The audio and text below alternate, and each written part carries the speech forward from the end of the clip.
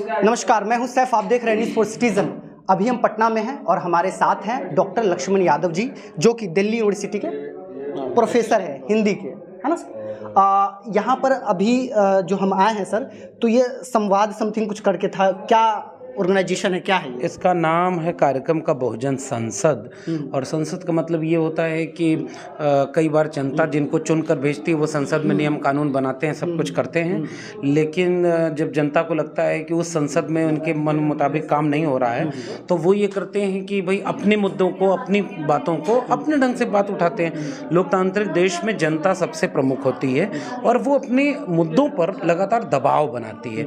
ये बहुजन संसद इस देश के जो बहुसंख्यक कमेरा लोग हैं, मेहनतकश लोग हैं, किसान, मजदूर, schedule caste, schedule tribe, OBC, Pasmanda, तमाम लोग, महिलाएं, इन सब के जो बुनियादी सवाल हैं, शिक्षा का सवाल है, रोजगार का सवाल है, जाति जनगणना का सवाल है, संविधान के जो ऊपर हमला हो रहा है, आरएसएस और बीजेपी इस देश में लगातार हिंदू मुस्लिम, मंदिर मस्जिद के डिबेट कर रही है, लिंचिंग हो रही है, इन सब के खिलाफ एक मोहब्बत वाला भारत बने जो सबके हिस्से का हो, सबकी बराबरी का हो, सबकी खुशहाली का हो, उसके लिए जो एजेंडा हो सकता है उस एजेंडे पर आज यहाँ पर बात हो रही है। ये बहुजन संसद उस एजेंडे पर बात कर रही है जिस एजेंडे पर इस देश की संसद बात नहीं कर रही है। इसलिए हम अपने नागरिक होने की जिम्मेदारी निभा रहे हैं जी। अब बहुजन संसद का निर्माण करके कब से इसका देखिए, ये तो कार्यक्रम का नाम है ना। बहुजन मतलब वो लोग होता है जो इस देश की मेहनतकश आवाम है, जो तथागत बुद्ध का शब्द है, और इसमें सब इस देश के हाशिए पर ढकेल दिए गए पहचान के लोग हैं। जैसे मान लीजिए इस देश में ना ऑक्सफैम की रिपोर्ट कहती है कि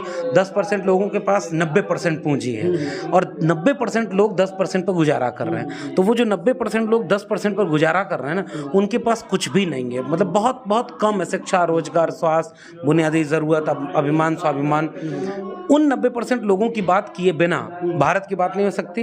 तो ये संसद उन 90% लोगों की बात करना चाह रही है, इसलिए वो भारत की बात कर रही है। ये एजेंडा बेस्ड है, ये कार्यक्रम का नाम है, इसमें ढेर सारे संगठन के लोग जुड़े हुए हैं। ये सब लोग मिलकर के इसे गांव-गांव इसे पहुंचाना चाहते हैं ताकि इस देश में जागरूकता का माहौल हो, उन मुद्दों पर बात हो जो जनता के मुद्दे हैं, और इस देश को बचाया जाए किसी सांप्रदायिकता की आग में, किसी मंदिर मस्जिद की आग में, महंगाई बेरोजगारी की आग में। देश को बेचने के खिलाफ इस देश को जागरूक किया जाए, इसलिए ये कार्यक्रम बहुत महत्वपूर्ण है।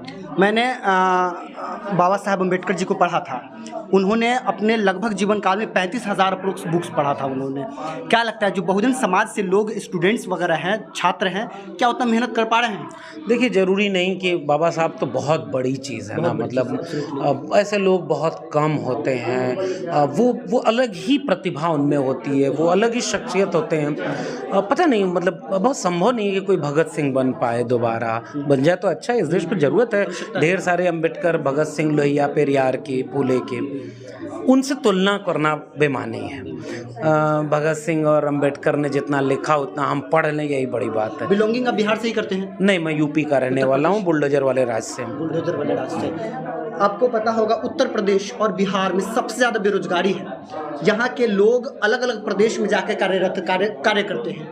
क्या इस प्रदेशों में, उत्तर प्रदेश में लगभग तो कुछ ना कुछ है, बिहार में कुछ भी नहीं है काम करने के लिए। 8 हज़ार की नौकरी के लिए लोग अलग अलग प्रदेश में जाकर काम करते हैं, इवन वहाँ इज्जत तक नहीं दिया जाता है।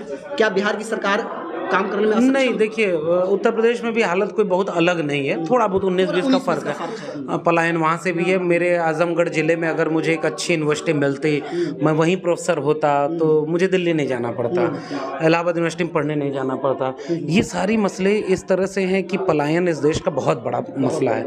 और उत्तर भारत के वो राज्य जहाँ सबसे कम औद्योगिकरण है, सबसे कम शिक्षा है, सबसे कम रोजगार है, वहीं सबसे ज़्यादा सांप्रदायिकता की आग है। वहीं बाबा किस्मत बता रहे हैं, वहीं कथा हवन हो रहा है, वहीं मंदिर मस्जिद की डिबेट हो रही, वहीं लिंचिंग हो रही। जो जितना सक्षम है, जैसे भूत पकड़ता है, मैं एक बात कहूँ, भूत, वो अब लोग अलग डिबेट हो जाएगी भूत होता है कि नहीं होता है, भूत भगवान पर बात भी नहीं करते। गरीब, कमजोर, मजलूम है, उसी के पार भूत ज़्यादा होता है। पढ़े लिखे लोग हैं, वहाँ भूत बहुत कम जाता है। इन प्रदेशों की स्थितियाँ इतनी बुरी हैं और इस यहाँ के लोग जागरूक होने चाहिए। ये बहुत बड़ा मसला है नौजवानों का कि रोज़गार अगर नहीं है तो फिर तो इस पूरे प्रदेश को बर्बादी हो जाएगी। काऊ बेल्ट, गोबर पट्टी, क्या क्या बोला गया। ये एक साजिश है कि यहाँ से सबसे ज़्यादा ह्यूमन रिसोर्स बनता है लेकिन बाकी रिसोर्स नहीं दिया जाता। यहाँ फैक्ट्रीज, यहाँ बहुत सारी चीज़ का निर्माण हो सकता था लेकिन नहीं हो पा रहा है, और यहाँ के लोग भी कुछ नहीं कर पा रहे हैं। वो क्या करे कि यहाँ कुछ चीज़ हो जाए। तो जनता है, जनता दबाव डाले, सरकारों के ऊपर दबाव डाले, सरकारें अपने काम के लिए आगे बढ़ें, राज्य सरकार केंद्र सरकार से कोई रिश्ता बनाए। अल्टीमेटली देखिए, बच्चा रोता नहीं है ना तो कई बार बिना रोए उसको खाना खिलाना भी बड़ा मुश्किल है। एक सजग माँ बाप होते हैं तो उसे पता होता है कि इस बच्चे को भूख लगेगी, इसको इसकी ज़रूरत है। अगर माँ बाप लापरवाह हो जाएं तो बच्चे को थोड़ा ज़िद करनी पड़ेगी। अगर ज़िद नहीं करोगे तो शिकायत किससे करेंगे। ये मसले ऐसे हैं कि जिस पे आपको थोड़ी ज़िद करनी पड़ेगी, लड़ना पड़ेगा। उन मुद्दों पर लड़िए, किसी कथा भागवत, मंदिर मस्जिद, हिंदू मुस्लिम, ये वो पार्टी और इस सब पर मत लड़िए, इसमें आपका कुछ भी नहीं मिलेगा। लड़िए शिक्षा पर, रोजगार पर। ये जितनी चीज़ें पॉइंट्स आपने बताया ना, इसको उत्तर प्रदेश, बिहार और भी लोग जगह की राज्य के लोग भूल चुके हैं। इनको सिर्फ क्या याद है, धर्म सर्वोपरि, दूसरा राम मंदिर, तीसरा अखंड भारत का निर्माण, ठीक है, बाबा की जो होता है बख्तूती, उन तमाम चीज़ें रिमेंबर है, उन तमाम चीज़ों को भूल चुके हैं जो मूल ज़रूरत है। हम यही चाहते हैं और इस तरह के कार्यक्रमों का मकसद भी यही है कि असली मुद्दों पर बात हो, सरोकारी मुद्दों पर बात हो, तभी जाकर देश बचेगा। इसलिए हमारी जिम्मेदारी है कि हम लोगों को बिहार में ईडी, सीबीआई वगैरह का लगातार छापा चल रहा है। ये इसीलिए क्योंकि बीजेपी यहाँ सरकार में थी, अब बाहर हो गई।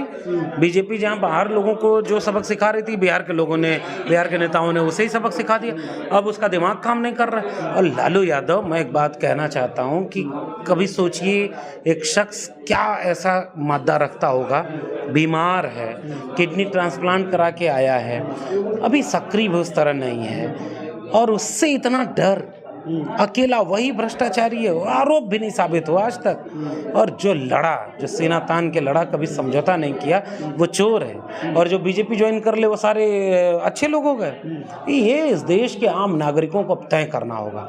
आज इनकी बारी है, कल किसी और की बारी होगी। अगर जुल्म के खिलाफ अगर बोलेंगे नहीं तो कल उसके घर पर हो रहा है, आज आपके घर पर। क्या लगता है अभी भी बहुजन समाज के साथ कहीं ना कहीं भेदभाव का क्या जा रहा है? बहुत ज़्यादा। अरे अभी तो और बढ़ गया है भाई।